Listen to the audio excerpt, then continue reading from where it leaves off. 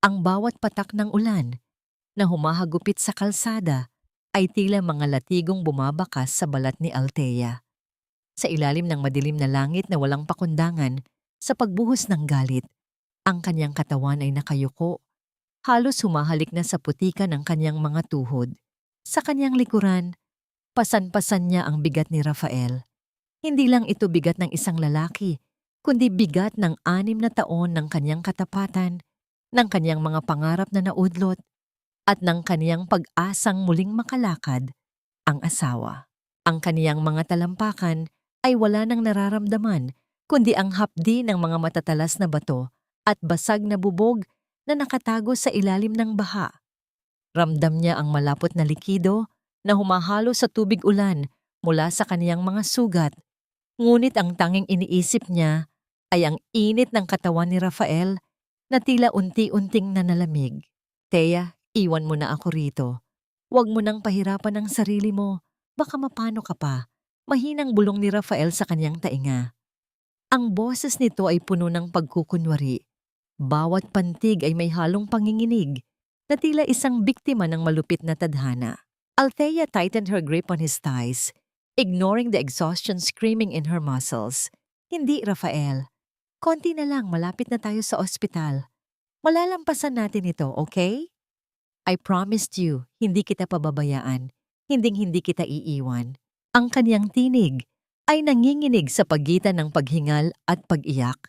Bawat hakbang niya ay isang pakikipagtuos sa kamatayan. Ang putik ay tila humihigop sa kaniyang mga paa. Ngunit ang pagmamahal o ang akala niyang pagmamahal ang nagsilbing lakas niya upang huwag bumigay. Sa wakas, natanaw niya ang mapuputing ilaw ng ospital. Ang liwanag nito ay tila isang paraiso sa gitna ng impyerno ng bagyo.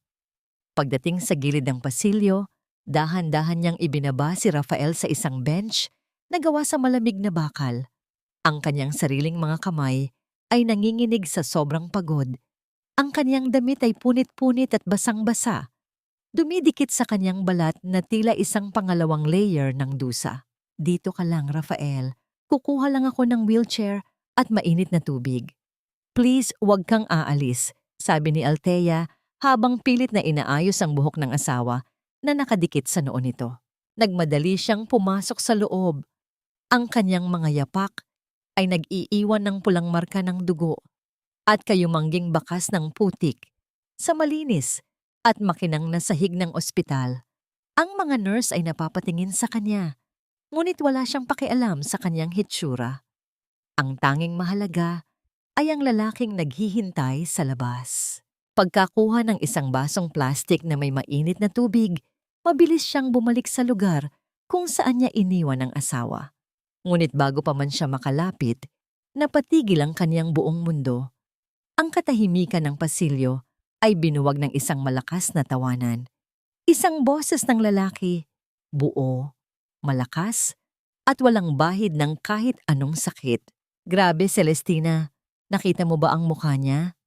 Para siyang hayop na kumakaladkad sa putikan kanina. Ang tanga talaga ni Althea. Akala niya talaga mamamatay na ako sa sakit. Nanigas ang mga paa ni Althea. Ang plastik na baso sa kaniyang kamay ay dahan-dahang nayupi. Sa dulo ng pasilyo, sa ilalim ng maliwanag na bumbilya, nakatayo si Rafael. Walang wheelchair, walang tungkod. Nakatayo siya ng tuwid, matikas at malakas. Ang kanyang mga bisig ay nakapulupot sa bewang ng isang babaeng nakasuot ng mamahaling sutla. Ang buhok nito ay maayos at mabango, malayo sa basang-basang hitsura ni Althea. You're so mean, Rafael. But honestly, it's working. Dahil sa kanya, wala tayong binabayarang katulong sa bahay. Imagine, 6 na taon na siyang nagsisilbi sa atin ng libre dahil lang sa guilt na nararamdaman niya. Sabi ni Celestina habang hinahaplos ang pisngi ni Rafael. Tumawa muli si Rafael. Ang tunog nito ay tila mga kuko na kumakalmot sa kaluluwa ni Althea. Kaya nga, why pay for a maid when you have a wife who thinks she's a saint? Hayaan mo, malapit na nating makuha ang huling piraso ng property na kailangan natin. Pagkatapos noon, Itatapon ko na ang basurang yon. Ang mainit na tubig sa baso ay dahan-dahang tumulo sa mga daliri ni Althea. Ngunit hindi niya naramdaman ang paso. Ang tanging nararamdaman niya ay ang malamig na hangin na tila pumapasok sa kanyang mga buto at ang matinding pagkasuka na bumabangon mula sa kanyang sikmura. Ang kanyang mga sakripisyo, ang dugo sa kanyang mga paa, ang bawat gabing puyat siya sa pag-aalaga rito, lahat ay isang malaking biro, isang sarswela kung saan siya ang tanging tanga sa entablado. Ang baso ay tuluyang nahulog mula sa kanyang kamay. Ang tubig ay kumalat sa sahig, humalo sa dugo na galing sa kanyang sugat. Ang tunog ng pagbagsak ng plastik sa tile ay tila isang huling hudyat ng pagtatapos ng kaniyang pagiging martir. Lumingon si Rafael. Ang kanyang mga mata na dati ay puno ng mapanlinlang na awa ay biglang nanlaki. Ang kanyang muka ay namutla, ngunit hindi dahil sa pagsisisi, kundi dahil sa pagkagulat na nahuli siya sa gitna ng kaniyang sariling laro. Ganito na lang ba ang halaga ko, Rafael? Bulong ni Althea. Ang boses niya ay halos hindi na marinig. Tuyot at puno ng kapaitang hindi kayang hugasan ng kahit anong ulan. Ang bawat hakbang pabalik sa maliit at barong-barong na bahay na yon ay tila paglalakad sa ibabaw ng nagbabagang uling. Bagaman tumigil na ang pagbuhos ng ulan, ang paligid ay nananatiling basa at ang amoy ng nabubulok na basura at basang lupa ay humahalo sa malansang amoy ng dugo mula sa mga sugat ni Althea. Sa loob ng 6 na taon, ang bawat sulok ng bahay na ito ay itinuring niyang templo ng kaniyang katapatan.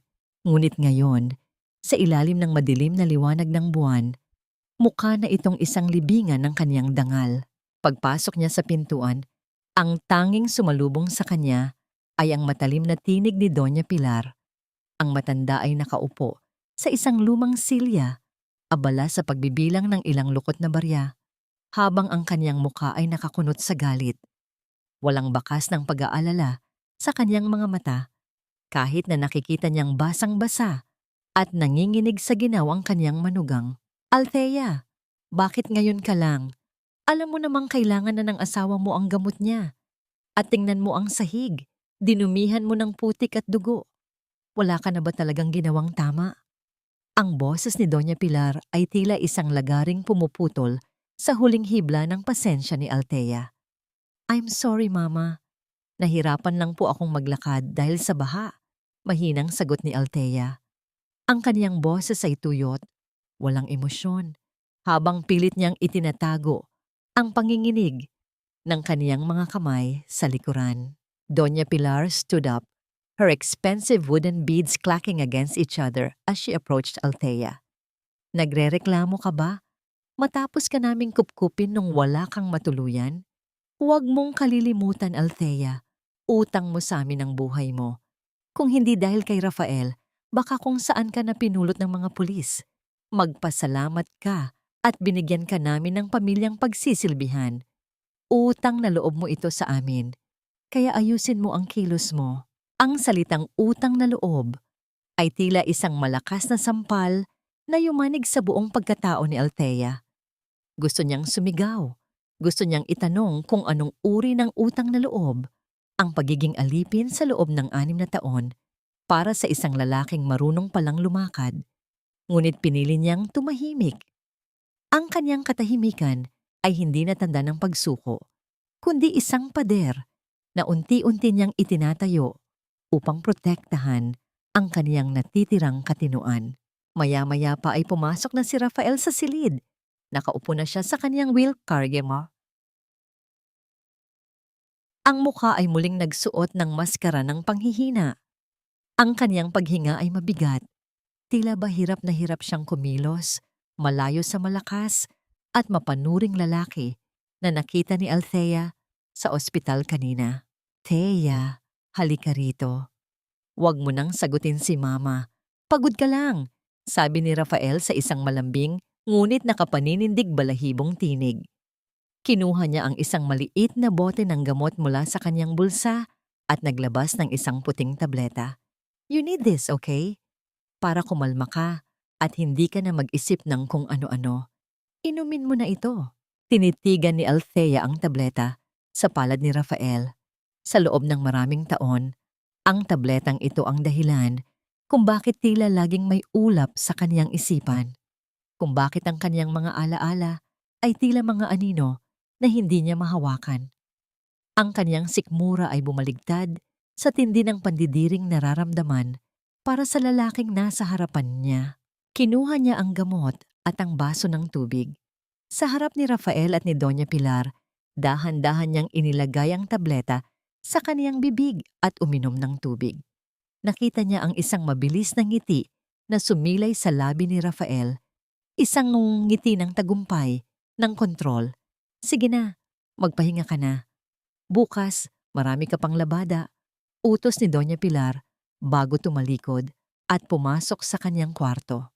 Nang masiguro ni Althea na wala nang nakatingin, mabilis siyang naglakad patungo sa lababo sa likod ng bahay. Doon, idinura niya ang tableta na itinago niya lamang sa ilalim ng kanyang dila. Ang puting gamot ay nahulog sa maduming kanal, dahan-dahang natutunaw sa gitna ng mga tira-tirang pagkain at tubig kanal. Sumandal siya sa malamig na pader ng kusina. Ang kanyang dibdib ay mabilis na tumitibok. Sa kanyang isipan, isang imahe ang biglang lumitaw nang mas malinaw kaysa dati. Isang malaking gate na gawa sa bakal, isang hardin na puno ng mga bulaklak, at isang pangalang tila ibinubulong ng hangin sa kaniyang pandinig. Montenegro. Hindi siya isang pulubi na pinulot sa kalsada. Hindi siya isang basurang dapat tapakan. Sino nga ba talaga siya? At anong uri ng hayop ang mga taong ito para nakawan siya ng buhay sa loob ng 6 na taon? Habang nakatingin siya sa kaniyang mga sugatang kamay, isang bagong desisyon ang nabuo sa kaniyang puso. Hindi na siya iinom ng gamot. Hindi na siya pipikit. Mula sa gabing ito, babantayan niya ang bawat galaw ng mga demonyong itinuring niyang pamilya. Paano kung ang taong akala mo ay nagligtas sa'yo ang siya palang pumatay sa pagkatao mo? Ang sikat ng araw na tumatagos sa mga butas ng bubong ay tila mga daliri ng apoy na pumapaso sa balat ni Althea. Maaga pa lamang ay ramdam na niya ang hapdi ng kaniyang mga palad na babad sa matapang na sabon at chlorine habang kinukuskos ang mga damit na kailanman ay hindi yata mababawasan. Ngunit sa gitna ng pagod, ang kaniyang isipan ay malinaw. Ang kaniyang paningin ay hindi na malabo. Sa bawat pagpiga niya ng basang tela, tila unti-unti ring napipiga ang laso na itinanim ni Rafael sa kaniyang katawan. Ang katahimikan ng umaga ay nagulo ng ang ugong ng isang mamahaling makina ng sasakyan ay huminto sa tapat ng kanilang bakuran. Ang tunog ng mga gulong sa tuyong lupa ay nagpaangat ng alikabok na pumasok hanggang sa loob ng kanilang maliit na kusina. Ilang sandali pa, ang pagbukas at pagsara ng pinto ng sasakyan ay nagbadya ng pagdating ng isang taong hindi nabibilang sa mundong kinalalagyan ni Althea. Doña Pilar, are you here? May dinala akong ilang donasyon para sa inyo. Ang boses na yon ay matamis. Ngunit para kay Althea, ito ay tila asukar na ibinuhos sa isang bukas na sugat. Mabilis na tumayo si Doña Pilar mula sa kaniyang hinihigaan. Ang kaniyang mukha na kanina lang ay puno ng busangot, ay biglang nagliwanag na tila nakakita ng ginto. Oh, Celestina, napakabuti mo talagang bata. Akalain mo, nag-abala ka pa sa mga mahihirap na tulad namin. Althea, ano ba? Huwag kang tatanga-tanga riyan. Ipaghanda mo ng merienda ang ating bisita. Pumasok si Celestina sa loob ng barong-barong. Ang kanyang bango ay tila isang matalim na kutsilyo na sumusugat sa luma at mabahong hangin ng bahay. Ang kanyang bawat hakbang sa sahig na gawa sa kahoy ay naglalabas ng tunog ng pag-aray ng materyales, tila ba maging ang bahay ay nahihiya sa kanyang presensya. Suot niya ang isang puting bestido na walang kahit anong dumi at sa kanyang braso ay nakasabit ang isang bag na ang halaga ay sapat na upang pakainin ang isang barangay sa loob ng 1 taon. Napatigil si Althea habang hawak ang isang basong may lamat. Ang amoy na yon, ang amoy ng mamahaling rosas at vanilla na humahalo sa amoy ng ulan. Ito ang amoy na naramdaman niya sa pasilyo ng ospital. Ito ang amoy ng babaeng yumakap sa kaniyang asawa sa dilim. It's okay, Tita Pilar. I know it's hard for her to move quickly. Mahirap talaga ang buhay kapag ganito ang kinalalagyan niyo. Sabi ni Celestina habang ang kanyang mga mata ay mapanuring nakatingin sa basang damit ni Althea. Ngumiti siya. Isang ngiting hindi umaabot sa kanyang mga mata. Oh wait, I think I stepped on something. Tiningnan ni Celestina ang kanyang sapatos na gawa sa balat ng hayop. May mantsa ito ng putik na galing sa bakuran. Ang kanyang mukha ay saglit na kakitaan ng pandidiri. Althea! Ano ba? Hindi mo man lang nilinis ang daanan. Doña Pilar yelled, her hand forcefully grabbing Althea's shoulder and pushing her down. Lumuhod ka riyan at punasan mo ang sapatos ni Celestina. Ngayon na. Huwag kang magpapakita ng kawalang galang sa taong tumutulong sa atin. Dahan-dahang lumuhod si Althea. Ang kanyang mga tuhod ay tumama sa matigas at malamig na sahig.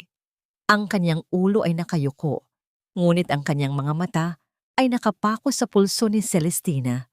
Doon, nakita niya ang isang gintong bracelet na may disenyong tila mga sanga ng puno. Ang bawat detalye nito ay pamilyar sa kanya. Tila ba ang kanyang sariling mga daliri ang dating humahawak doon. Isang matinding kirot ang gumuhit sa kanyang ulo. Isang alaala ng isang piging, ng tawanan, at ng kanyang sariling boses na nagpapasalamat sa isang regalong katulad nito. Habang marahang pinupunasan ni Althea ang sapatos ni Celestina gamit ang isang lumang basahan, sinadya ni Celestina na naihulog ang kaniyang maliit na pitaka. Ang mga gamit sa loob nito ay kumalat sa sahig. Mga lipstick, isang mamahaling suklay, at ilang piraso ng papel. Oops, my bad. Can you pick those up too, dear? Celestina's voice was dripping with fake sympathy. Inabot ni Althea ang mga gamit. Ngunit sa ilalim ng suklay, may isang piraso ng papel na nakatiklop. Sa pagmamadaling damputin ito, bahagyang bumukas ang papel. Ang kanyang puso ay tila huminto sa pagtibok nang mabasa ang mga salitang nakasulat sa itaas na bahagi ng invoice. Theresia Montenegro, Professional Medical Services, Memory Suppression Treatment. Ang kaniyang pangalan. Ang pangalang ibinubulong ng kaniyang mga panaginip ay naroon. Nakalimbag sa papel na pagmamay-ari ng babaeng nasa harap niya. Ang kamay ni Althea ay nanginginig, hindi dahil sa takot, kundi dahil sa isang katotohanang mas masakit pa sa anumang latay.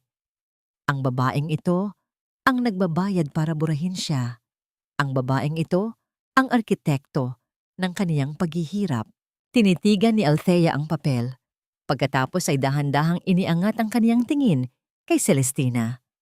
Sa unang pagkakataon sa loob ng 6 na taon, ang mga mata ni Althea ay hindi na puno ng luha. Wala nang bakas ng takot o pagkalito. Ang tanging naroon ay ang talim ng isang babaeng nagising na mula sa isang mahabang bangungot. Why are you looking at me like that, Althea? Is there something wrong? Celestina asked, her smile slowly fading as she sensed the sudden change in the atmosphere. Walang sinabi si Althea. Dahan-dahan niyang iniabot ang papel, ngunit ang kanyang mga daliri ay bahagyang humaplos sa balat ni Celestina. Isang haplos na tila isang pangako ng paniningil. Paano mo ipapaliwanag sa isang tao ang halaga ng buhay na ninakaw mo kung sa simula pa lang ay itinuring mo na siyang patay? Ang matining sikat ng araw sa labas ng gusali ng bangko ay tila isang malupit na saksi sa katotohanang unti-unting lumalabas sa dilim. Nakatago si Althea sa likod ng isang malaking haligi ng semento. Ang kanyang katawan ay nababalot ng malamig na pawis sa kabila ng init ng panahon. Ang amoy ng usok ng mga sasakyan at ang singaw ng mainit na kalsada ay humahalo sa kanyang mabilis na paghinga.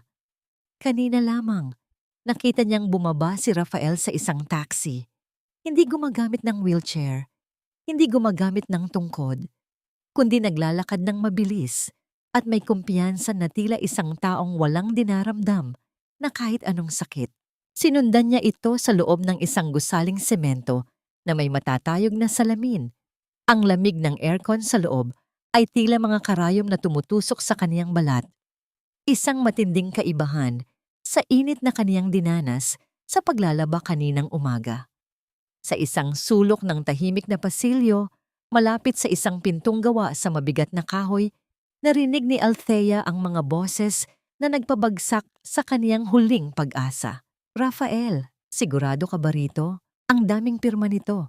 Baka mahalata ng mga abogado ng Montenegro kapag hindi eksakto ang pagkakasunod ng mga kurba. Ang boses ni Celestina ay puno ng pag-aalala, ngunit may halong pananabik. Narinig ni Althea ang tunog ng paglipat ng mga pahina ng papel. Ang bawat pagkaluskos nito ay tila isang talim na humihiwa sa kanyang pandinig. Don't worry, Celestina. I've been practicing her signature for years. Sa tuwing tulog siya dahil sa gamot, pinapanood ko ang bawat galaw ng kamay niya noon. At saka, sino ba ang magdududa? Ang buong mundo ay naniniwalang patay na, si Teresa Montenegro. Ang babaeng nasa bahay ko ay isa na lamang anino na walang pangalan, sagot ni Rafael. Ang kaniyang boses ay malamig. Walang bakas, ng lalaking humihingi ng awa sa tuwing sasakit daw ang kaniyang mga binti. After this, what's next? Hindi pwedeng habang buhay siyang nandoon. Napaka-stressful kay Tita Pilar na makita ang mukha ng babaeng yan araw-araw, sabi ni Celestina. Alam ko. Once makuha na natin ang huling funds sa trust account, we will arrange an accident. Isang simpleng pagkakamali sa kalsada o baka isang sunog. She served her purpose. 6 years of being our maid is enough payment for saving her life, right? Tumawa si Rafael. Ang tunog nito ay tila pagbasag ng mga kristal sa gitna ng katahimikan. Napahawak si Althea sa kaniyang dibdib. Pilit na pinipigilan ng kaniyang sarili na sumigaw. Ang bawat tibok ng kaniyang puso ay tila isang tambol na nagpapayanig sa kaniyang buong pagkatao. Ang lalaking kaniyang pinagsilbihan, ang lalaking kinuha ang kaniyang kabataan at lakas, ay ang siya palang arkitekto ng kaniyang impyerno. 6 na taon siyang nakakulong sa isang rehas na gawa sa kasinungalingan at utang na loob. Naramdaman niya ang isang matinding lamig na gumagapang mula sa kaniyang mga talampakan paakyat sa kaniyang likuran. Ang kaniyang mga kamay, na puno ng peklat mula sa mainit na tubig at sabon, ay nagsimulang manginig. Hindi siya isang asawa, hindi siya isang kapamilya. Siya ay isang puhunan lamang na hinihintay nilang maubos bago itapon sa basurahan. Dahan-dahan siyang umatras. Ang kaniyang mga yapak ay walang tunog sa makintab na sahig. Ang kaniyang paningin ay nagsimulang lumabo, hindi dahil sa luha, kundi dahil sa matinding pagkamuhi na tila isang itim na usok na bumabalot sa kaniyang paligid. Bumalik siya sa labas, sa gitna ng ingay at gulo ng lungsod. Tiningnan niya ang kaniyang refleksyon sa isang salamin ng tindahan. Ang babaeng nakikita niya ay hindi na ang Teresa Montenegro na nasa mga papeles. Ito ay isang babaeng gusgusin, pagod, at tila walang halaga. Ngunit sa likod ng mga matang iyon, may isang bagong apoy na nagsisimulang magliyab. Ganito na lang ba ang halaga ng buhay ko? Isang pirma na pwedeng pekein at isang aksidenteng pwedeng iplano. Sa gitna ng siksikan ng mga tao, naramdaman ni Althea ang isang matinding pagnanais na sumuka. Hindi dahil sa gutom, kundi dahil sa laso ng pagtataksil na nginunguya niya sa loob ng 6 na taon. Habang naglalakad siya palayo sa gusaling iyon, ang bawat hakbang niya ay tila isang panata. Kung ang bahay na iyon ay isang bilangguan, panahon na upang sunugin niya ang mga pader nito gamit ang katotohanan. Ngunit paano mo lalabanan ang isang kaaway na alam ang bawat kahinaan mo, pati na ang bawat tibok ng iyong puso? Ang bawat hakbang pabalik sa tahanang naging bilangguan niya sa loob ng 6 na taon ay tila paghatak sa isang mabigat na kadena na nakapulupot sa kanyang leeg. Ang init ng tanghali ay walang pakundangan. Tila tinutupok ang natitirang lakas ni Althea habang ang kanyang isipan ay patuloy na nilalason ng mga tinig na narinig niya sa bangko. Hindi pa siya nakatutuntong sa pintuan nang salubungin siya ng isang matinding puwersa, ang galit ni Doña Pilar na tila isang naglalagablab na hurno. Ang matanda ay nakatayo sa gitna ng sala. Hawak ang maliit na kahon kung saan itinago ni Althea ang mga tableta ng gamot na hindi niya ininunom. Ang mga mata ni Doña Pilar ay nanlilisik. Ang kaniyang mga labi ay nanginginig sa matinding pagngangalit habang ang kaniyang mga daliri ay mariing nakasara sa plastik na lalagyan. Magnanakaw, sinungaling, wala kang utang na loob. Ang boses ng matanda ay yumanig sa mga dingding ng barong-barong, tila isang kulog na nagbabadya ng isang malupit na unos. Akala mo ba ay hindi ko malalaman? Itinatago mo ang mga gamot na ibinibigay namin sa'yo.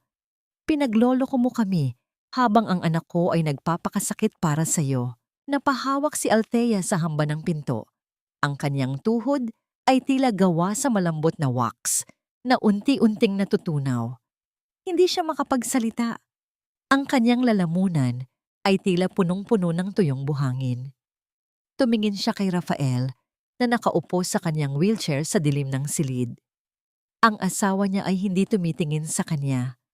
Ang mukha nito ay blanko. Walang bakas ng pagmamahal. Walang bakas ng lalaking kong siya sa putikan kagabi.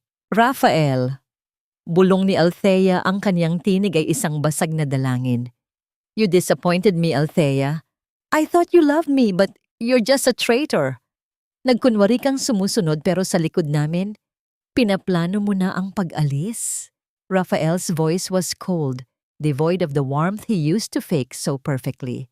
Kung ayaw mong maging bahagi ng pamilyang ito, fine. Hindi ka na namin kailangan. Mama is right. You are just a burden now.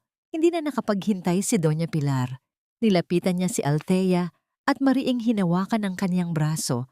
Ang mga kuko nito ay bumaon sa kaniyang balat. Hinila niya ang manugang patungo sa labas. Bawat hakbang ay puno ng panghahamak. Sa harap ng kanilang mga kapitbahay na nagsisimulang magbukas ng mga bintana, itinulak niya si Althea pababa sa hagdanan. Ang katawan ni Althea ay tumama sa matigas at mainit na lupa. Ang kanyang mga siko ay nag-iwan ng balat sa magaspang na semento. Umalis ka. Huwag ka nang babalik dito at ibigay mo yan sa akin. Sigaw ni Doña Pilar habang mabilis na hinablot ang kamay ni Althea. Mariin niyang hinila ang pilak na singsing sa daliri ni Althea, ang tanging bagay na nag-uugnay sa kanya sa kanyang kasalukuyang buhay. Sa isang mabilis na galaw, inihagis ng matanda ang singsing sa maduming kanal sa tapat ng bahay. Ang maliit na metal ay nawala sa itim at mabahong tubig kasama ng lahat ng kanyang pagsasakripisyo. Althea lay on the ground, her face pressed against the dust. The heat of the sun was blinding, but the coldness in her heart was even more unbearable. She watched as the door of the house slammed shut, leaving her in the middle of the street, humiliated and broken. Ang kanyang mga luha ay mabilis na natutuyo sa kanyang mga pisngi dahil sa init. Ngunit ang kanyang kaluluwa ay tila nalulunod sa isang malalim at madilim na karagatan ng kahihiyan. Pinilit niyang tumayo, ngunit ang kanyang paningin ay nagsimulang umikot. Ang mga gusali sa paligid ay tila sumasayaw, at ang ingay ng lungsod ay naging isang malabong ugong sa kanyang pandinig. Naglakad siya ng walang patutunguhan, ang kanyang mga paa ay nag-iiwan ng bakas sa mainit na aspalto. Bawat hakbang ay isang pagsubok sa kanyang natitirang katinuan. Sa tapat ng isang puting gusali na may malaking karatula ng isang medikal na klinika, tuluyang sumuko ang kaniyang katawan. Ang kaniyang mga tuhod ay bumigay at ang kaniyang paningin ay tuluyang nagdilim. Ang huling naramdaman niya ay ang malamig na semento sa kaniyang pisngi at ang anino ng isang lalaking mabilis na lumalapit sa kanya. Isang kamay ang humawak sa kanyang balikat. Isang haplos na hindi naghahanap ng kapalit.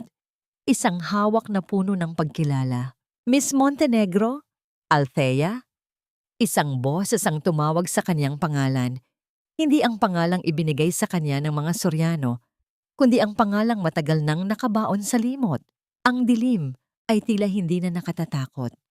Sa unang pagkakataon, ang pagkawala ng malay ay hindi na isang pagtakas, kundi isang simula ng muling pagkabuhay. Ngunit sa kanyang huling sandali ng kamalayan, isang tanong ang nanatiling nakaukit sa kanyang isipan. Kung ang buong mundo ay naniniwalang patay na siya, sino ang lalaking ito na nakakakilala sa kanyang tunay na mukha? Ang halimuyak ng paligid ay hindi na amoy putik, usok o basang lupa. Sa halip, ang kanyang bawat paghinga ay napupuno ng malinis at malamig na hangin na may pahiwatig ng lavender at disinfectant. Nang dahan-dahang imulat ni Althea ang kanyang mga mata, ang unang tumambad sa kanya ay ang maputing kisame na tila isang malinis na kanbas ng kanyang bagong buhay. Ang kanyang likuran ay nakalubog sa isang malambot at makinis na kama, isang matinding kaibahan sa matigas na banig na kanyang tinulugan sa loob ng 6 na taon.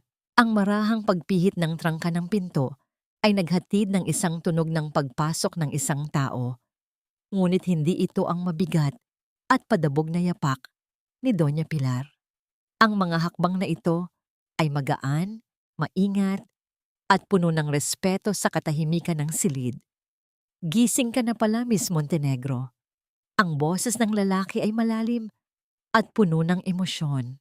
Lumingon si Althea at nakita ang isang lalaking nakaputing Amerikana. Ang kanyang mukha ay may mga linya ng katandaan na nagpapakita ng karunungan at ang kanyang mga mata ay tila nakakita na ng libu-libong pait ng buhay. Hawak niya ang isang asul na folder. Ang kanyang mga daliri ay bahagyang nanginginig habang nakatingin sa babaeng nasa kama. Dr. Emilio? Mahinang bulong ni Althea. Ang pangalan ay kusang lumabas sa kanyang mga labi. Tila isang susi na matagal nang nawawala at ngayon ay muling nahanap ang kanyang kandado. Yes, it's me. I've been looking for you for 6 long years, Althea. Akala ng lahat ay pumanaw ka na sa aksidenteng iyon. The police found your car at the bottom of the ravine, but the body they found inside was burned beyond recognition. I knew it wasn't you, but I had no proof. Until now, sabi ni Emilio habang lumalapit sa kanya. Sa isang sandali, ang katahimikan sa loob ng silid ay tila naging isang malakas na agos ng tubig na bumuwag sa huling pader ng kanyang limot. Ang bawat imahe ay bumalik ng may kalinawan na tila mga kidlat sa gitna ng kadiliman. Ang gabi ng aksidente. Ang ulan na kasing lakas ng gabing pasan-pasan niya si Rafael.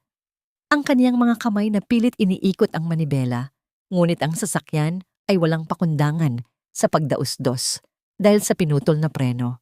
At ang mukha ni Celestina.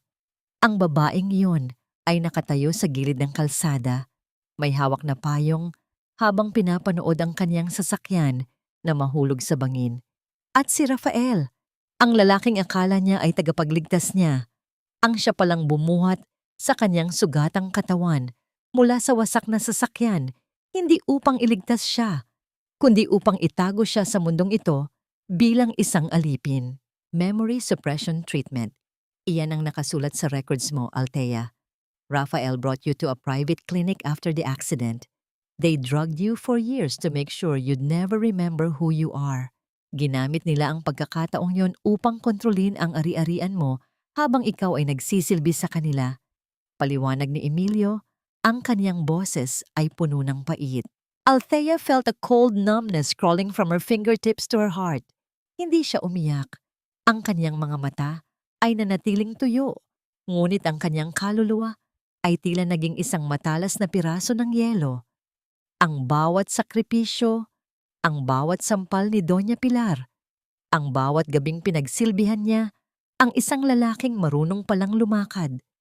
Lahat ay isang malaking insulto sa kaniyang pagkatao. Doktor, may hihilingin ako, sabi ni Althea. Ang kaniyang boses ay wala ng bakas ng pagiging martir. Ito ay boses ng isang reyna na muling kinuha ang kaniyang korona mula sa putikan. "Anything, Althea. I will do anything to help you," sagot ni Emilio. Kumuha si Althea ng isang gunting mula sa mesa sa tabi ng kama. Tumayo siya at humarap sa malaking salamin sa loob ng silid. Tiningnan niya ang kaniyang refleksyon, ang kaniyang buhok na mahaba, buhol-buhol at tuyot mula sa mga taon ng paghihirap. Ang bawat hibla nito ay tila isang tanikala ng kaniyang nakaraan. Ang bawat pagbuka at pagsara ng matalas na bakal ay naglalabas ng tunog ng pagputol sa kaniyang mga taon ng pagiging bulag. Ang mga luma at mahabang buhok ay dahan-dahang nahulog sa sahig, tila mga patay na dahon na tinangay ng hangin. Sa bawat putol, nararamdaman ni Althea ang paggaan ng kaniyang ulo at ang pagtigas ng kaniyang loob. Nang matapos siya, ang babaeng nasa salamin ay hindi na ang nakakaawang si Althea na asawa ni Rafael. Ang nasa harap niya ay si Teresia Montenegro. Maikli ang buhok, matalimang tingin, at may pusong punong-puno ng malamig na hangarin para sa katarungan. "I don't want to go back as a victim, doctor. I want them to see me exactly when they think they have finally won. Gusto kong panoorin ang kanilang pagbagsak mula sa itaas, hindi mula sa ibaba," sabi niya, habang hinahawakan ang kanyang maikling buhok. Emilio looked at her with a mix of awe and fear. "Are you sure about this? It's going to be a long and dangerous road." Althea turned to him, a faint and chilling smile appearing on her lips. "They took my 6 years, doctor. I'm going to take everything they have, their money, their dignity, and their freedom. And I want to see Rafael try to walk away when the world finally realizes he has nowhere to hide." Ang kaniyang kamay ay dumapos sa kaniyang tiyan, kung saan 6 na taon na ang nakararaan. May isang buhay, sana siyang dinala, na nawala dahil sa aksidenteng iyon. Ang hapdi ng pagkawala ng kaniyang anak ay naging huling panggatong sa apoy na nagliliyab sa kaniyang dibdib. Paano mo tatanggapin ang katotohanang ang lahat ng iniisip mong pag-ibig ay isa lamang nakamamatay na bitag? At sa oras na kumawala ka, sino ang masigit na dapat matakot? Ang mga taong nagtaksil sa'yo o ang bagong ikaw na handang sunugin ang lahat para sa katarungan? Ang lumipas na mga buwan ay tila mga aninong mabilis na gumagapang sa pader, tahimik ngunit nagiiwan ng malalim na marka. Sa loob ng maliit at barong-barong na bahay ng mga Soriano, ang hangin ay naging mas mabigat at mas malansa. Wala na ang amoy ng bagong luto na kanin o ang samyo ng malinis na labada na dating hatid ni Althea. Ngayon, ang bawat sulok ay nababalot ng makapal na alikabok at ang amoy ng panis na pagkain ay nanunuot sa mga luma at maruming kurtina. Si Doña Pilar ay nakaupo sa kaniyang paboritong silya, ngunit wala na ang kaniyang dating katarayan. Ang kaniyang mga daliri ay nanginginig habang hinahawakan ang isang tumpok ng mga pulang sobre, mga bayarin sa kuryente, tubig at mga sulat mula sa bangko na nagbabantang bawiin ang kanilang tinitirhan. Ang tunog ng kaniyang paghinga ay tila isang sirang kagamitan, puno ng pait at pagod. "Rafael, nasaan na ang perang sinasabi mo? Bakit hanggang ngayon ay hindi pa natin makuha ang trust fund na iyon?" Ang boses ng matanda ay paos, tila isang tuyong dahon na kinakalo sa semento. "Sabi mo, kapag wala na ang babaeng iyon, magiging madali ang lahat. Pero tingnan mo tayo ngayon. Para tayong mga daga na nagtatago sa sarili nating dumi." Si Rafael ay nakatayo sa tabi ng bintana, tinitingnan ang kalsada na tila may inaantay. Wala na ang kaniyang wheelchair, wala na ang kaniyang maskara ng kahinaan. Ngunit ang kaniyang mukha ay puno ng lamat ng stress. Ang kaniyang mamahaling polo shirt ay may mantsa ng kape, isang bagay na hindi mangyayari kung naroon pa ang nginingasukan niyang asawa upang asikasuhin siya. "Chill lang, Mama. Na-freeze lang ang account dahil sa ilang technicality. Inaasikaso na yon ni Celestina. Once makuha namin ang signature ng judge para ideklarang legally dead si Teresia, sa atin na ang lahat," sagot ni Rafael. Ang kaniyang boses ay may halong inis, Ang kanyang mga daliri ay hindi mapakali sa paglalaro sa kanyang labi. But Rafael, we are drowning in debt. Pati ang mga investment ni Celestina sa stock market biglang bumagsak. It's like someone is intentionally killing our business connections. Reklamo ni Doña Pilar habang tinatapon ang mga sulat sa sahig. Sa kabilang dako ng lungsod, sa loob ng isang gusaling gawa sa salamin na tila umabot sa langit, ang katahimikan ay puno ng kapangyarihan. Ang amoy ng sariwang kape at ang malamig na dampi ng aircon ay nagbibigay ng pakiramdam ng ganap na kontrol. Si Althea, o mas tamang tawaging Teresia Montenegro, ay nakatayo sa harap ng malaking bintana. Pinapanood ang maliliit na sasakyan sa ibaba. Ang kaniyang maikling buhok ay maayos na nakasuklay at ang kaniyang suot na itim na vest ay nagpapakita ng kaniyang awtoridad. Sa kaniyang kamay ay hawak niya ang isang tablet kung saan makikita ang graph ng pagbagsak ng mga kumpanyang pagmamay-ari ni Celestina Cruz. Bawat pulang linya sa screen ay tila isang hakbang ng kaniyang paniningil. "How are they doing, doctor?" tanong ni Teresia. Ang kaniyang boses ay parang telang pelos, malambot ngunit may bigat. Si Emilio ay nakaupo sa isang leather na silya, may hawak na baso ng tubig. Desperate, Rafael is trying to sell the property he inherited from your family's secondary holdings. But little does he know the buyer is a shell company we created. He is literally selling his soul back to you, Teresia. Isang maliit at malamig na ngiti ang sumilay sa mga labi ni Teresia. Hindi ito ngiti ng katuwaan, kundi ngiti ng isang mangangaso na nakikitang papasok na ang biktima sa bitag. Ang kaniyang mga daliri ay dahan-dahang humahaplos sa gilid ng kaniyang tablet. "I want them to feel the hunger I felt. I want Doña Pilar to realize that the utang na loob she kept barking about was a debt written in my blood. And Celestina, I want her to realize that all the luxury she stole is as fragile as glass." Bulong ni Teresia. Ang katahimikan sa opisina ay binuwag ng marahang pag-ilaw ng kaniyang telepono. Isang mensahe mula sa kaniyang secretary. "Miss Montenegro, the representative of Cruz Global is requesting an emergency meeting with our investment group. They are asking for a bailout." Naningkit ang mga mata ni Teresia. Ang bawat tibok ng kaniyang puso ay tila isang panibagong plano.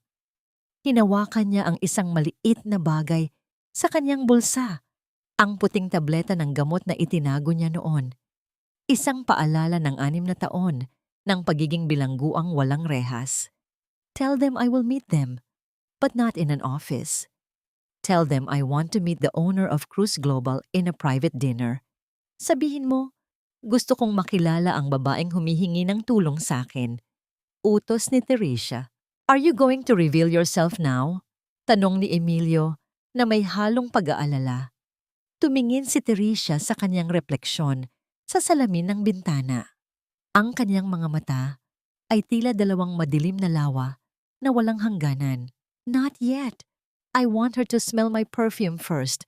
I want her to feel my presence and wonder why her heart is beating so fast in fear. I want to play with them a little longer, doctor. After all, they played with my life for 6 years. It's only fair that I take my time destroying theirs." Nang gabing iyon, isang itim na sobre ang inihatid sa pintuan ng mga Soriano. Walang pangalan ng nagpadala. Tanging isang gintong selyo na may disenyong sanga ng puno. Ang disenyong katulad ng bracelet na ninakaw ni Celestina. Sa loob ng sobre ay may isang imbitasyon at isang maliit na bote ng gamot na walang tatak. Nang makita ito ni Rafael, ang kaniyang mga kamay ay nagsimulang manginig nang hindi niya maipaliwanag. Ang malamig na pakiramdam na dati niyang nararamdaman sa gabi ng aksidente ay muling bumalik. Tila isang multong humahawak sa kaniyang leeg. Sino ang taong kayang ibalik sa iyo ang mga alaala ng iyong mga kasalanan nang hindi nagsasalita ng kahit isang salita? Ang bawat hibla ng kurtina sa loob ng marungis na bahay ng mga Soriano ay tila sumasaksi sa unti-unting pagguho ng kanilang mundo. Ang amoy ng alikabok at ang singaw ng mainit na kalsada ay nanunuot Sa bawat sulok, isang matinding kaibahan sa dati nilang buhay na puno ng kagaanan dahil sa paglilingkod ni Althea. Si Rafael ay abala sa pag-aayos ng kaniyang kurbata sa harap ng isang basag na salamin. Ang kaniyang mga kamay ay nanginginig, hindi dahil sa kaniyang dating sakit-sakitan, kundi dahil sa takot na baka ito na ang huling pagkakataon upang maisalba ang kaniyang dangal. Rafael, stop fidgeting. Kailangan nating magmukhang kagalang-galang sa harap ng investor na ito. This is our only hope para hindi tayo mauwi sa kalsada, sabi ni Celestina habang pinapahiran ng makapal na kolorete ang kaniyang maputlang pisngi. Ang kaniyang suot na damit ay luma na, ngunit pinipilit niyang dalhin ito ng may kayabangan. I know, Celestina, pero bakit doon sa restaurant na yon? Sobrang mahal ng bayad sa reservation pa lang. Halos isang buwan nating budget yon. Reklamo ni Rafael, ang kaniyang boses ay puno ng pait. Don't be so cheap. We need to show them that we are still the Cruz and Soriano that people respected. Kapag nakuha natin ang bailout na ito, lahat ng utang natin sa bangko mababayaran natin. Sagot ni Celestina, bagaman sa loob niya ay ramdam din niya ang panlalamig ng kaniyang mga daliri. Pagdating nila sa nakatakdang lugar, ang katahimikan ng pribadong silid ay binuwag ng marahang pagbukas ng pinto. Ang amoy ng sariwang puting liryo at ang lamig ng aircon ay tila mga aninong bumalot sa kanila. Ang silid ay madilim. Tanging ang maliliit na bumbilya sa itaas ng mesa ang nagbibigay ng liwanag. Sa dulo ng mahabang mesa, may isang babaeng nakaupo. Ang kanyang likuran ay nakaharap sa kanila. Ang kanyang maikling buhok ay maayos at makintab sa ilalim ng ilaw. Suot niya ang isang itim na vest na gawa sa mamahaling tela. Ang kaniyang bawat kilos ay puno ng kapangyarihan at katiyakan. Good evening, Madam. I am Celestina Cruz and this is my business partner Rafael Soriano. Maraming salamat sa pagtanggap sa amin sa kabila ng inyong busy schedule, sabi ni Celestina. Ang kanyang boses ay puno ng pagkukunwari at matatamis na salita. Walang sagot mula sa babae. Ang tanging naririnig sa silid ay ang marahang pagkaluskos ng kaniyang mga daliri sa gilid ng isang kristal na baso. Ang katahimikan ay naging isang mabigat na pasanin. Tila ba bawat segundo ay isang pagsubok sa pasensya ni Rafael. Madam, we have the proposal here. Our company has a lot of potential. Kailangan lang talaga namin ng konting push para makabangon muli. We heard na marami na kayong nasagip na kumpanya. Dagdag ni Rafael, pilit na ipinapasok ang kaniyang sarili sa usapan. Dahan-dahang itinuon ng babae ang kaniyang pansin sa basong may lamang pulang alak. Ang tunog ng kaniyang paghinga ay kalmado, malayo sa mabilis na pintig ng puso ng dalawang taong nasa harap niya. Potential o pagnanakaw? Ang boses ng babae ay tila isang matalas na piraso ng yelo na bumaon sa pandinig ni Rafael. Ito ay boses na pamilyar, ngunit may talim at dunong na hindi nila inasahang marinig sa gabing iyon. Napatigil sina Rafael at Celestina. Ang kanilang mga mata ay nagtagpo, puno ng pagkalito at nagsisimulang takot. I've looked into your books, Rafael. Ang daming butas, ang daming pirma na, well, parang hindi naman sa may-ari ng account. And Celestina, ang Cruz Global, it's a house of cards built on blood money. Patuloy ng babae. Wait, madam, you don't understand. May mga technicalities lang talaga, but we can explain everything. Please, let's just talk about the investment. Sabi ni Celestina, ang kanyang boses ay nagsisimulang manginig. Dahan-dahang tumayo ang babae. Ang kanyang bawat galaw ay parang isang mangangaso na alam na wala nang kawala ang kanyang biktima. Marahan niyang inikot ang kanyang silya. Ang tunog ng mga paa ng silya sa makintab na sahig ay tila isang babala ng paparating na unos. Nang tuluyan siyang humarap, ang mukha niya ay tumambad sa ilalim ng maliwanag na bumbilya. Ang kanyang mga mata ay matalim. Ang kanyang mga labi ay may bakas ng isang malamig na ngiti. Ang kanyang maikling buhok ay lalong nagpadunong sa kanyang anyo. Napanganga si Rafael. Ang kaniyang mga tuhod ay tila nawalan ng buto at ang tungkod na kaniyang hawak bilang palamuti ay halos mahulog sa kaniyang kamay. Si Celestina naman ay napahawak sa mesa. Ang kanyang muka ay nawalan ng kulay, tila ba nakakita siya ng isang muwot mula sa nakaraan. Thea? Ang bulong ni Rafael ay halos hindi na lumabas sa kanyang lalamunan. Ang kanyang mga mata ay nanlalaki sa matinding gulat at hindi paniniwala. I told you, Rafael, hinding-hindi kita pababayaan at heto ako ngayon. Hawak ang buong mundo mo sa aking mga kamay, sabi ni Teresia. Ang kanyang boses ay puno ng kapangyarihang hindi nila kailanman inakalang taglay ng babaeng kanilang minaltrato. Inilabas ni Teresia ang isang piraso ng papel mula sa kanyang bulsa. Isang dokumento ng utang na pagmamay-ari na niya ngayon. At kasama nito, ang maliit na tableta ng gamot na kaniyang idinura noon sa kanal. 6 na taon niyo akong pinatulog. Ngayon, oras na para magising kayo sa katotohanang wala na kayong pag-aari. Maging ang hangin na nilalanghap niyo sa silid na ito, binili ko na. Dagdag ni Teresia habang marahang inilalagay ang tableta sa gitna ng mesa. Ang katahimikan sa loob ng pribadong silid ay naging isang saksi sa pagbagsak ng 2 gahaman. Ngunit sa likod ng tagumpay ni Teresia, isang tanong ang nanatili sa kaniyang puso. Sapat na ba ang pagbawi sa lahat ng ari-arian upang mabura ang bawat latay ng nakaraan? O ang tunay na katarungan ay magsisimula pa lamang kapag naramdaman nila ang bawat pait ng pagiging wala sa mundong dati nilang pinagharian? Ang bawat segundo ng katahimikan sa loob ng marangyang silid na yon ay tila isang matalim na kutsilyo na humihiwa sa natitirang lakas ni na Rafael at Celestina. Ang liwanag ng chandelier sa itaas ay nagpapakita ng bawat butil ng pawis na namumuo sa noo ni Rafael, habang ang kaniyang mga mata ay hindi maalis sa mukha ni Teresia. Ang babaeng 6 na taon niyang minaltrato, ang babaeng akala niya ay habang buhay na magiging alipin ng kaniyang mga kasinungalingan. Thea, paano? Paanong naging ikaw ang may-ari ng lahat ng ito? Ang boses ni Rafael ay isang basag na bulong, puno ng hilahil at hindi maipaliwanag na takot. Ang kaniyang mga kamay na kanina ay maayos na nakapatong sa mesa ay nagsimula ng manginig. Tila ba ang kaniyang buong katawan ay bumibigay sa bigat ng katotohanan.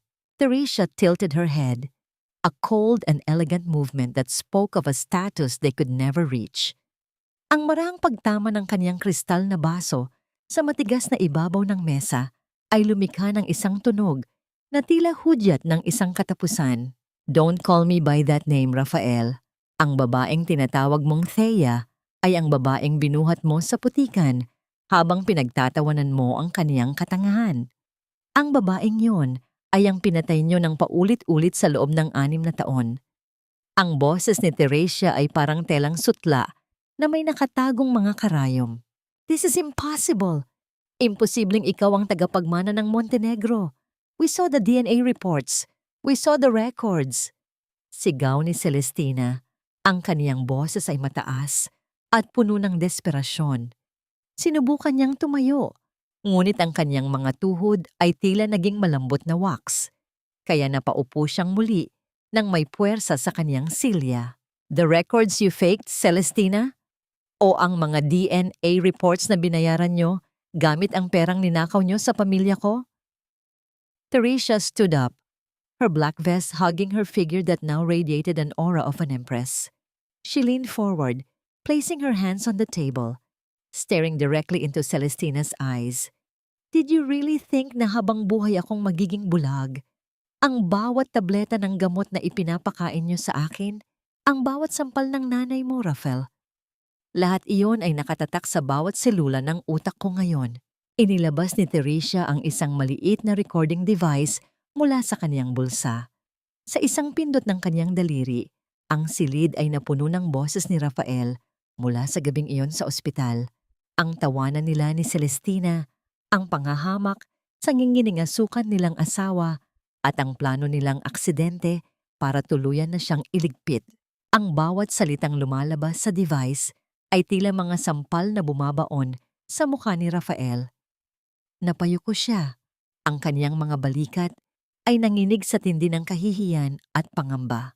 Ang lalaking dati ay naglalakad ng may kayabangan ay muling nagmukhang lumpo, hindi dahil sa sakit, kundi dahil sa bigat ng kaniyang mga kasalanan. "You're a monster," bulong ni Celestina. Ang kaniyang mga labi ay nanginginig. "No, Celestina. I am just the mirror of your soul. Ginawa niyo akong halimaw sa loob ng 6 na taon. At ngayon, oras na para harapin niyo ang nilikha niyo." Sagot ni Teresia. Marahang bumukas ang malalaking pinto ng silid.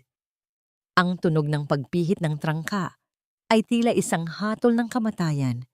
Pumasok ang ilang mga kalalakihang nakasuot ng uniforme ng pulis kasama si Dr. Emilio na may hawak na makapal na dokumento. Ang mga ilaw mula sa mga kamera ng ilang mga mamamahayag na nasa labas ay nagsimulang magbigay ng mga sunod-sunod na kislap ng liwanag, tila mga kidlat na bumubulaga sa dilim. "Rafael Soriano, Celestina Cruz, you are under arrest for frustrated murder, large-scale fraud and identity theft." Ang boses ng opisyal ay matigas at walang pakundangan. Habang kinakabitan ng mga bakal na posas ang mga kamay ni Rafael, tumingin siya kay Teresia ng may huling bakas ng pag-asa. "Thea, please, mahal kita. Ginawa ko lang yon dahil kailangan natin ng pera para sa kinabukasan natin." Teresia looked at him, her expression unchanging. She stepped closer and whispered in his ear, her breath cold against his skin. "Ang kinabukasang sinasabi mo ay ang kinabukasang wala ako, Rafael. You didn't love me. You loved the wealth that came with my disappearance. Ngayon, mararanasan mo ang buhay na ibinigay mo sa akin. Ang mabuhay sa isang selda na walang pangalan, walang dangal, at walang sino mang magmamahal sa iyo." Pinanood ni Teresia habang hinihila palabas ang 2 taong sumira sa kaniyang buhay. Ang tunog ng kanilang mga yapak na papalayo ay tila isang himig ng paglaya para sa kanya.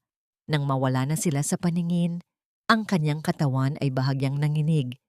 Ngunit hindi dahil sa pait, kundi dahil sa isang malalim na bugso ng ginhawa. Dahan-dahan siyang lumapit sa bintana. Tinitingnan ang malawak na lungsod na dati ay tila isang malaking bilangguan. Hinawakan niya ang kanyang maikling buhok, ramdam ang bawat hibla nito na simbolo ng kanyang bagong pagkatao. Ang katarungan ay hindi lamang tungkol sa pagpapakulong sa mga nagkasala. Minsan, ito ay tungkol sa pagtayo ng tuwid sa harap ng mga taong nagsabing hindi mo na kayang lumakad. Ngunit habang tinitingnan niya ang kanyang mga kamay, isang alaala ang muling gumising sa kanyang puso. Isang alaala ng isang maliit na sapatos ng sanggol na kailanman ay hindi nagamit. Sapat na nga ba ang makita silang nakaposas? O ang tunay na katarungan ay ang mahanap ang kapayapaang ninakaw nila mula sa kanyang sinapupunan? Ang bawat piraso ng gamit na itinatapon sa labas ng maliit na barong-barong ay tila mga labi ng isang imperyong itinayo sa ibabaw ng kasinungalingan. Ang sikat ng araw sa hapon ay malupit. Ipinapakita ang bawat dumi at punit sa mga lumang kutsyon at sako ng bigas na ngayon ay nakatambak sa gilid ng kalsada. Ang amoy ng kanal sa tapat ng bahay ay nanunuot sa hangin, tila isang paalala ng pait na dinanas ni Althea sa loob ng 6 na taon. Sa gitna ng kaguluhan, si Doña Pilar ay nakikipag-agawan sa mga lalaking nakasuot ng uniforme ng bangko. Ang kanyang buhok ay gulo-gulo, ang kanyang duster ay may mantsa ng luha at pawis. Wala na ang kanyang dating tindig, wala na ang kanyang tinig na tila isang reyna kung mag-utos. "Hindi niyo pwedeng gawin ito. Pag-aari ito ng anak ko, Rafael, Celestina, tulungan niyo ako." Ang kaniyang galinggiting boses ay pumapailan lang sa hangin, ngunit ang tanging sumasagot sa kanya ay ang mapanuring tingin ng mga kapitbahay na dati niyang hinahamak. Ang tunog ng pagbagsak ng kanyang paboritong silya sa tuyong lupa. ay tila isang huling hudyat ng kanyang pagkatalo. Isang makintab at itim na sasakyan ang dahan-dahang huminto sa tapat ng tumpok ng mga basura. Ang kanyang bintana ay dahan-dahang bumaba. Inilalabas ang lamig ng aircon na tila isang banyaga sa gitna ng init ng lansangan. Mula sa loob, lumabas si Teresia Montenegro. Ang kaniyang bawat hakbang sa maalikabok na lupa ay puno ng katiyakan. Ang kaniyang mga sapatos na gawa sa mamahaling balat ay hindi natatakot sa dumi ng paligid. Thea! Anak! Salamat sa Diyos at dumating ka! Nagmadaling lumapit si Doña Pilar. Sinubukang hawakan ang kamay ni Teresia, ngunit mabilis na humarang ang isang lalaking nakauniporme. Thea, sabihin mo sa kanila na huwag kaming paalisin. Sabihin mo sa kanila na nagkamali lang sila. Utang na loob, anak. Wala akong matutuluyan. Teresia looked at the woman who used to call her a thief and a burden. She felt a strange emptiness in her chest. Ang mukha ni Doña Pilar ay puno ng kulubot ng katandaan at takot. Isang hitsura na dati ay kinatatakutan ni Althea. Ngunit ngayon, ay tila isang nakakaawang anino na lamang. I am not your daughter, Pilar, and you have no utang na loob to claim from me. Ang utang niyo sa akin ay hindi mababayaran ng kahit anong halaga ng salapi. Ang boses ni Teresia ay kalmado, walang halong galit, ngunit bawat salita ay may bigat ng isang hatol. But I took care of you. I gave you a roof over your head. Sigaw ni Pilar. Ang kaniyang mga mata ay nangingilid ang luha ng desperasyon. You gave me a roof to make me your slave. Pinanood mo akong mahirapan habang alam mong ang perang ginagastos niyo ay galing sa pamilya ko. Pinanood mo akong saktan ng anak mo habang iniisip ko na wala akong ibang matatakbuhan. Sagot ni Teresia. Yumuko si Teresia at tiningnan ang putik sa gilid ng kanal. Doon, nakita niya ang isang maliit at maruming piraso ng pilak. Ang kaniyang dating singsing na itinapon ni Pilar noon. Dinampot niya ito gamit ang isang puting panyo. Ang metal ay wala ng kintab. Tila ba sumuko na rin ito sa dumi ng paligid. This ring, you threw this away as if my life meant nothing. Now, look at you. You are holding on to things that were never yours to begin with.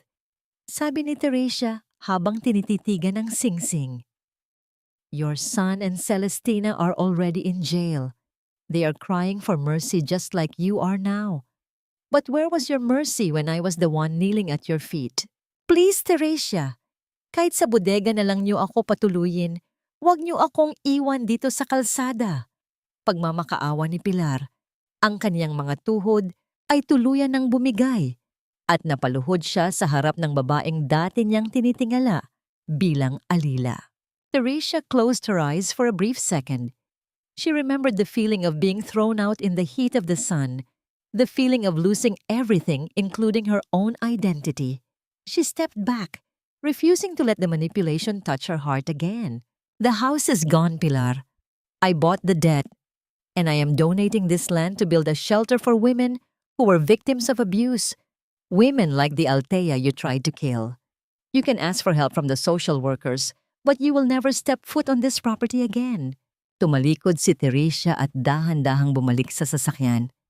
Ang tunog ng pagsara ng pinto ay tila isang pader na tuluyang naghiwalay sa kanyang nakaraan at sa kanyang kasalukuyan. Habang umaandar ang sasakyan palayo, nakita niya sa side mirror ang imahe ni Pilar na nakaupo sa gitna ng kalsada, napapalibutan ng mga basurang wala ng halaga, tila isang labi ng isang panahong puno ng kadiliman. Teresia held the ring inside the handkerchief. She felt the tears finally falling, but they were not tears of pain. They were tears of release. Ang bawat patak na dumadaloy sa kanyang pisngi ay tila naghuhugas sa mga huling bakas ng alikabok ng mga Soriano sa kanyang kaluluwa. Where to, Miss Montenegro? Tanong ng driver.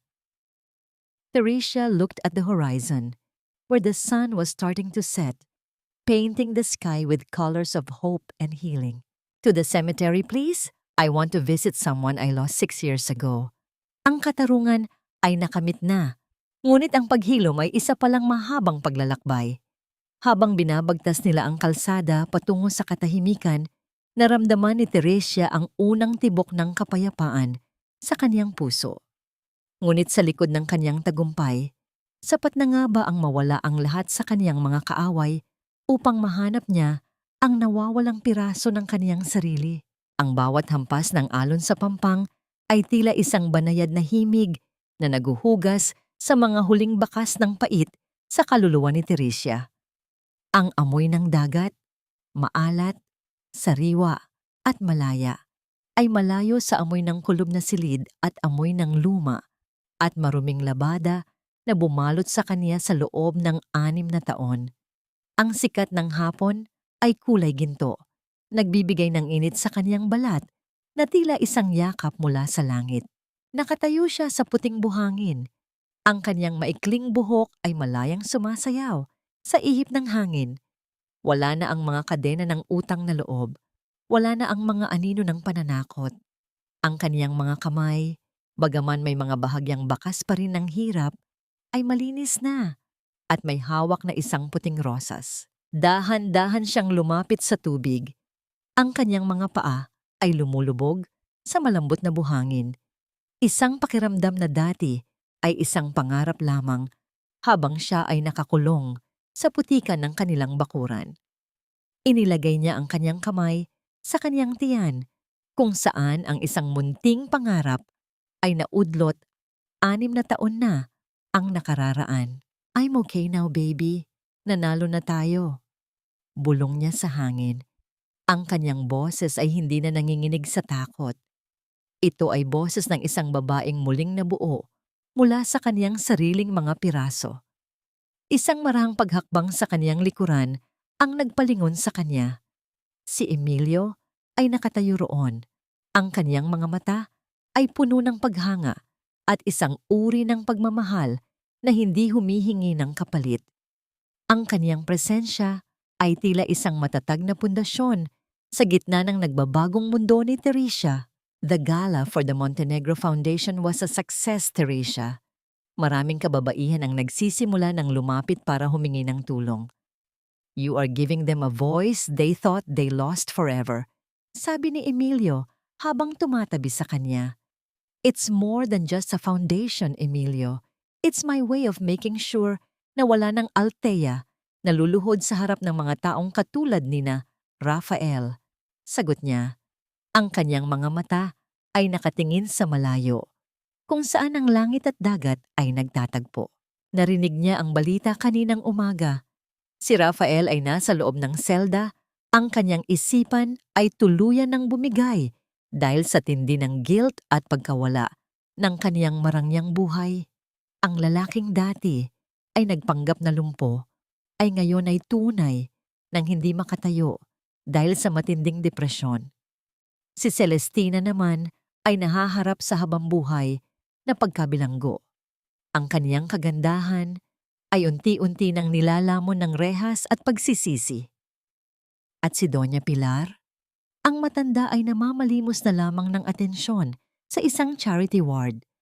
Ang kaniyang sisiw na anak ay hindi na siya matutulungan. Ngunit para kay Teresia, ang kanilang paghihirap ay hindi na ang sentro ng kaniyang mundo. Ang katarungan ay hindi ang dulo ng kaniyang kwento. Ito ay ang simula lamang ng kaniyang paghilom. You look peaceful today? Puna ni Emilio. Ang kaniyang boses ay tila isang mainit na kumot sa gitna ng malamig na hangin ng hapon. I am Emilio. For the first time in 6 years, I can breathe without feeling like I'm drowning. Sagot ni Teresia. Tumingin siya sa lalaking nasa kaniyang tabi. Thank you for not giving up on me, even when I didn't know who I was. Emilio smiled, and for a moment the silence between them was filled with the promise of something new. A connection built not on lies, but on the truth of survival. I didn't save you, Teresia. You saved yourself. I just held the light until you could find your way back. Binitawan ni Teresia ang puting rosa sa tubig. Pinanood niya itong tangayin ng alon palayo. Tila ang rosas ang kaniyang huling pamamaalam sa 6 na taon ng dilim. Ang gabi ay dahan-dahang dumarating, ngunit hindi na siya natatakot sa dilim. Dahil ngayon, Siya na ang sarili niyang liwanag. Ang kwento ng isang babaeng nawala ay nagtatapos na rito. Ngunit ang kwento ng babaeng muling isinilang ay nagsisimula pa lamang. Sa bawat tibok ng kaniyang puso, sa bawat hakbang ng kaniyang mga paa, may dalang pangako si Teresia Montenegro na ang bawat sugat ay may katapat na lunas at ang bawat luhang pumatak ay magiging pataba sa isang buhay na muling mamumukadkad sa ilalim ng bagong haring araw.